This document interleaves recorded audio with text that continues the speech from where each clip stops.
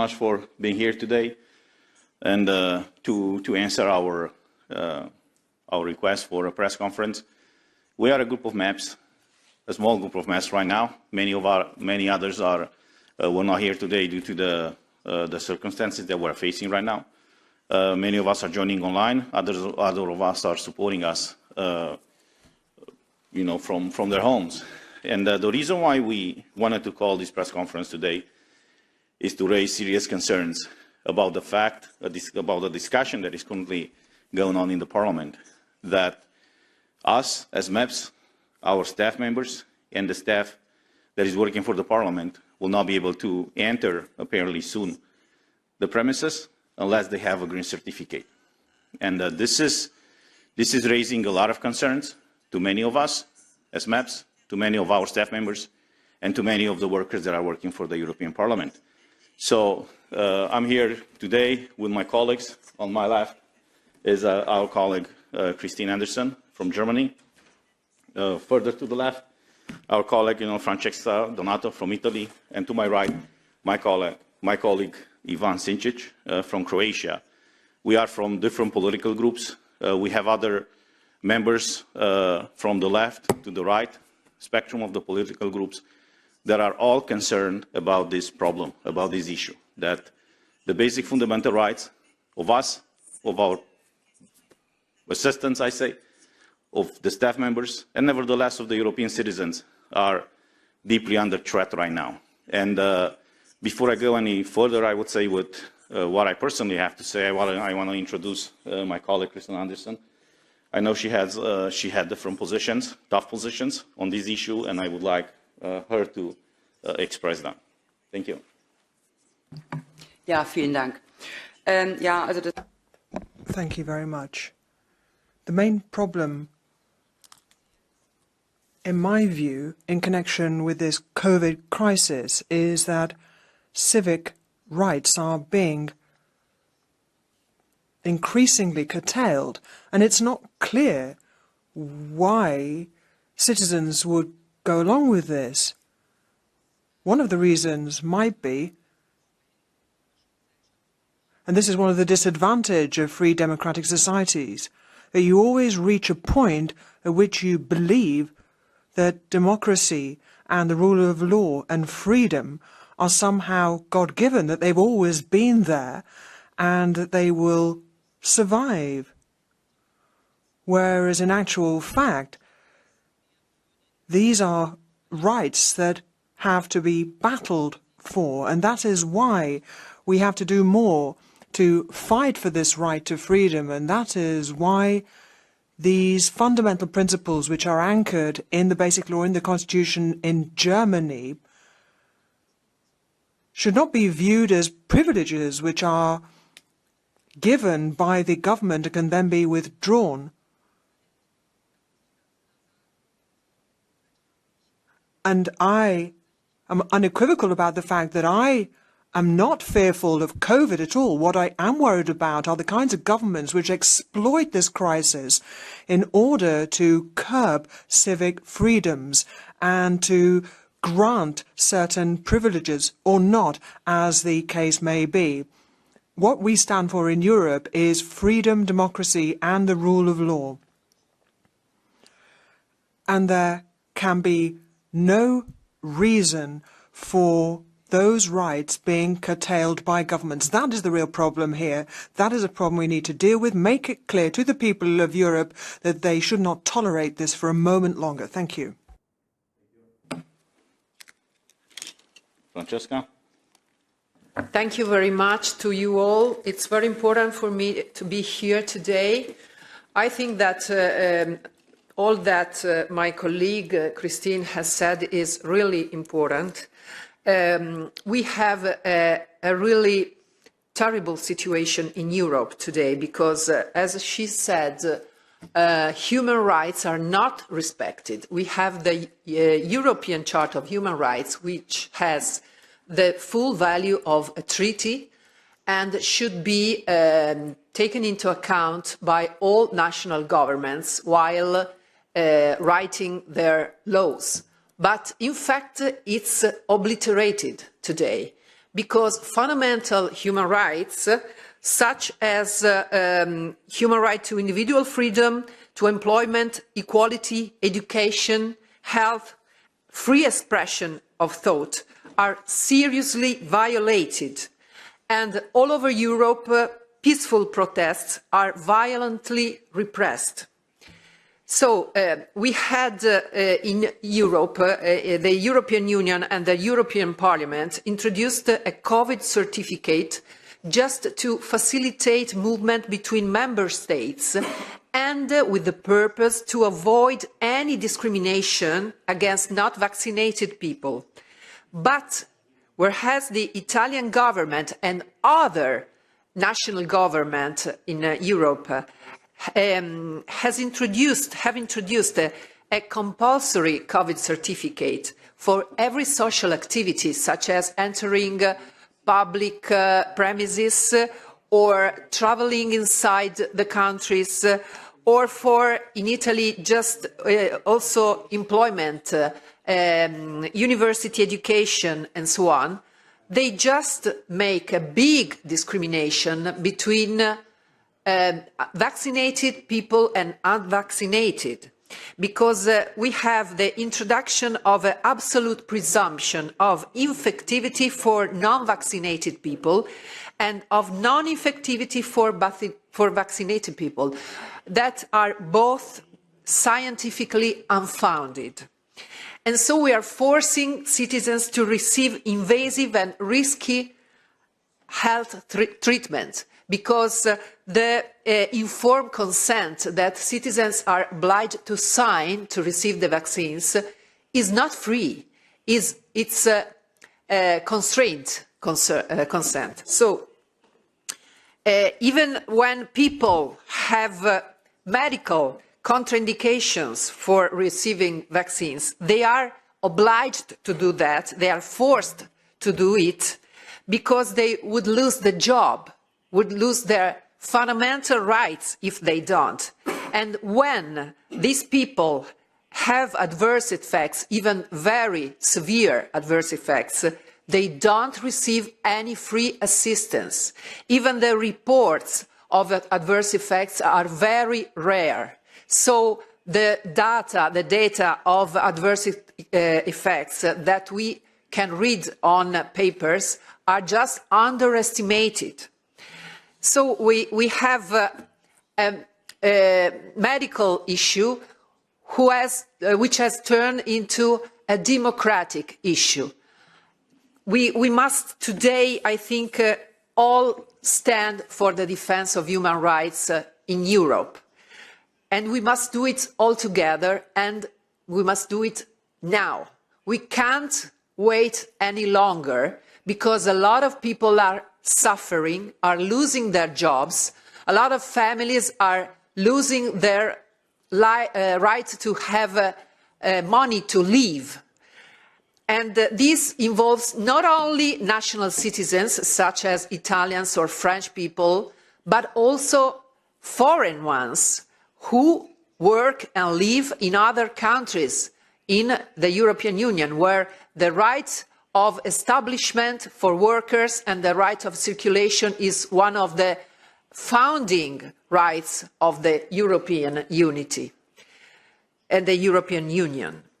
So I call for stopping violently repressing demonstrators, just listening to demands from people, and let's give back to people their right to live a full life with all the human rights, without any more distinction between vaccinated and unvaccinated people. Let's treat everybody as human beings, as our Chart of Human Rights obliges us to do.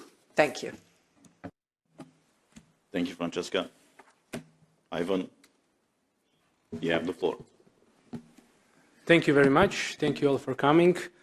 I'm Ivan Vilibor Sinčić, member of the ENVI Committee, Environment, Public Health and Food Safety. And all of these documents about managing COVID crisis went through our committee. I can freely say that. And I must say that it is really sad to see our freedoms, rights and rule of law endangered in Europe today. Unfortunately, in some countries, you cannot keep your job without a digital green certificate. You cannot enter a public building without DGC. You cannot enter a shop without a DGC. We are facing now, on the contrary, more and more evidence in practice and more scientific research and evidence that people carrying DGC can indeed infect other people. DGC is a license to spread and infect. Unfortunately, DGC gives a false sense of security. DGC is completely illogical, it's non-scientific, and it must be abandoned.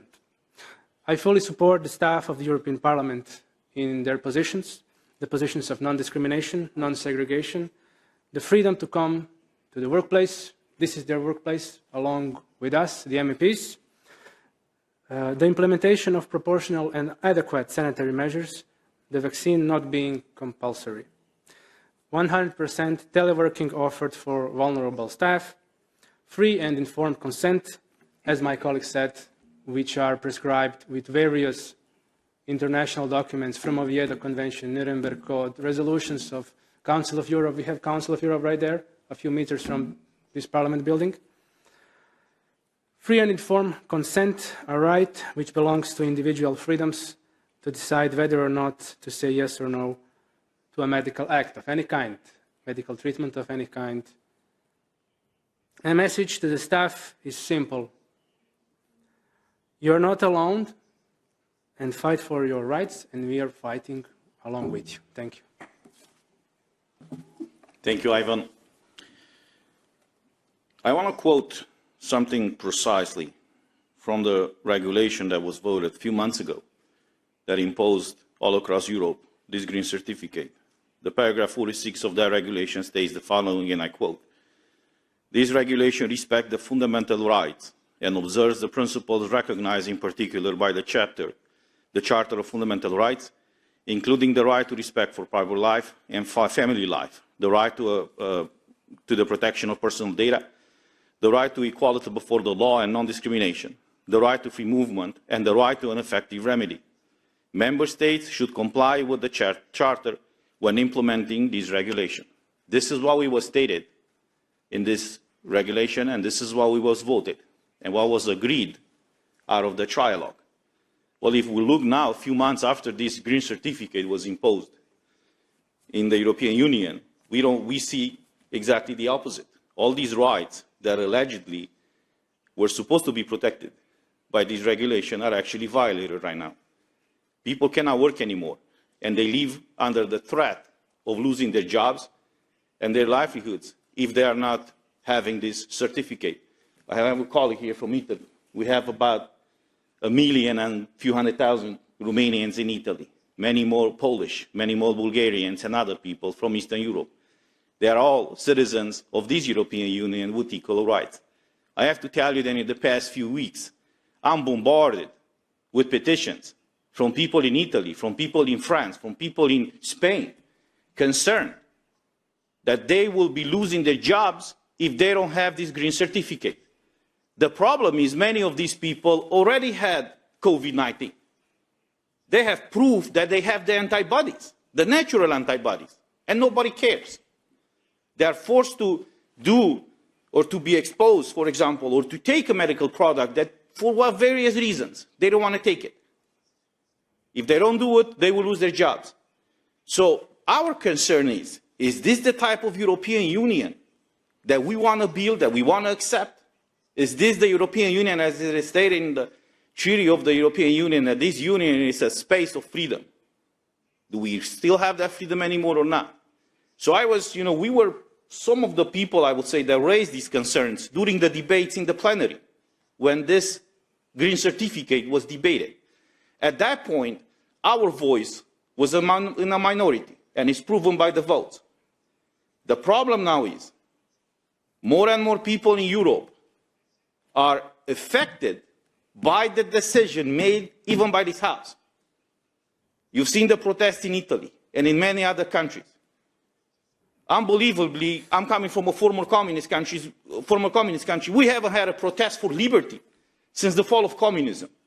Out of the blue, we see people now in Romania, and we've seen, interestingly enough, in Spain, in Italy, and in many other countries, fighting for freedom, for liberty. They're not fighting for higher pensions, for higher salaries, or for any of these other rights. They simply fight for the basic human right of being free, to decide implicitly what they want to do with their body. So this issue was raised by us, is proven by the records of the parliament. Now it's affecting a lot of people, a lot of our citizens. Now the problem is that it's affecting all of us here. And it's threatening the parliamentarian democracy even of this House. Because if we will not be allowed to enter this House, unless we have a green certificate, we will not be able to do our job here. But along with us, it's our assistants and our staff members. I have to tell you that us and many others of us were contacted anonymously, or off the record, I would say, by many of the staff members who are deeply concerned. People that work for this House for decades. They have a family, they have mortgages, credits in banks. And now they live with this threat that sooner than later, if they don't have this green certificate, they will be losing their job. But they haven't done anything wrong. This is the absurd situation. Many of them already went through this insane illness that killed so many people. They have proof that they developed a natural immunity. And for some reason, unknown reason, illogical reason, non-medically proven reason, they will be faced with losing their jobs unless they have a green certificate. It is not fair to them. It is not fair to the citizens of this union. And it's not fair to all of us. We were elected here to represent our citizens. We have our assistants, who are helping us to serve our citizens. But nevertheless, there are thousands of people working for the parliament, for the commission, for the council. Without them, we will not be able to do our jobs. They are the unknown people that are actually carrying everything that we do here and everything that we have here. And just this stress to come to work every day, to be threatened, to be afraid that you might lose your job because you don't have a certificate that is not certifying anything. Because clearly, if you're vaccinated, you can get COVID and you can spread the virus. I mean, it's proven already. And if you have a negative test, that is just proving that at the moment when you got the test, you were negative. But it doesn't mean when you leave the office or the testing place, you might not get infected and infect other people. Interestingly enough, in the parliament, and this is the absurd situation, we all agree that if you have proven of natural immunity, you should be allowed to travel free. They removed that from the regulation. So now, healthy people cannot exercise their basic fundamental right. So an idea or a regulation that started with the idea in mind to facilitate freedom of movement, now it's a tool, I would say, used to condition your right to work, your right to eat, your right to travel, your right to personal life, and many other things. So the reason why we had this press conference is to express through our voices the concerns of us, the concerns of our staff members, and nevertheless the concerns of hundreds and maybe thousands of people that are working in the Parliament, in the Council, and many other European institutions. We are here for you, and we will fight for you.